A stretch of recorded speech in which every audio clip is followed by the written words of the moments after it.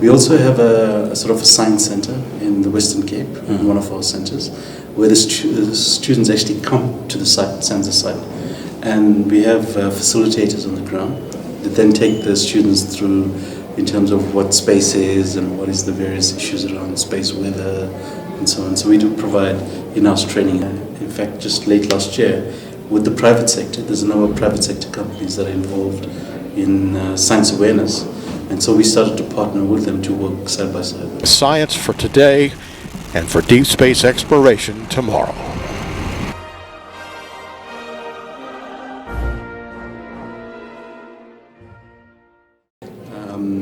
Because we went through a whole process of disbanding our nuclear capabilities, and when that started to happen, our space capabilities also gave way.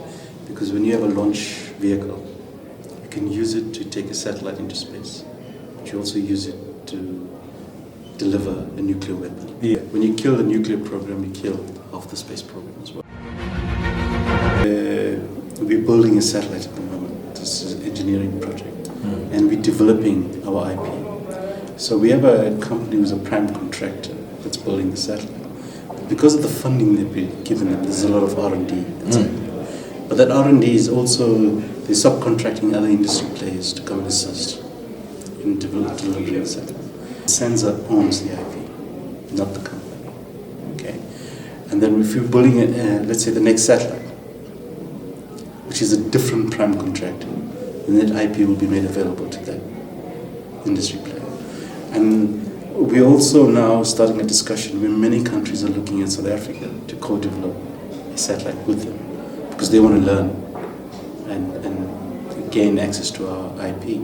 So we've already in discussion with our National Intellectual Property Management Office, NIPMO, around licensing agreements that we sign off, where we share IP, but also protect our IP as well. It will be our second satellite CubeSat. The first was ZECube-1, this is ZECube-2. But the intention of this program is quite exciting. We eventually will have 9 satellites that will be orbiting the planet and essentially keeping an eye on our ocean and making sure that we take care of any potential security or risk within our ocean. We have a space weather center, and there are several impacts that the space weather has on our country.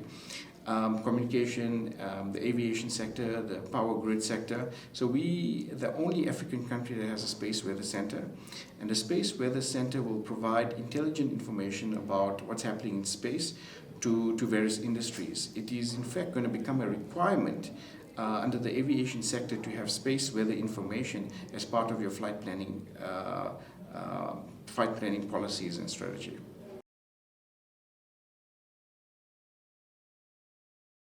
There's a space studies program at UCT.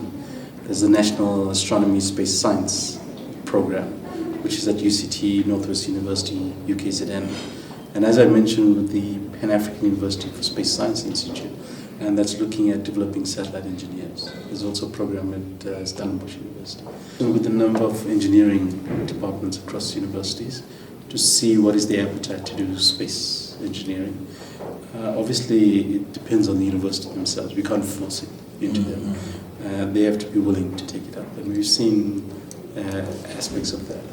I mean, CPUT started a completely new space engineering, satellite engineering program less than 10 years ago. And today they're very successful. Up until this moment, the funding has been limited, which meant that we couldn't do as much as we wanted to. But what we've done, so I'm fairly new, I joined in 1st of January last year. And what we started to do was to relook at all of our plans. And so we've essentially expanding in terms of going now into satellite communications and navigation augmentation systems and so on. And we also now have a bigger focus on external relationships, especially developing the industry. In fact, we put a plan together to develop an industry development framework, which we will start implementing as of the 1st of April. And that's to draft a development framework for the industry. So we're moving, I think, in the right direction in terms of building the community, building the ecosystem. So the next few years will be interesting.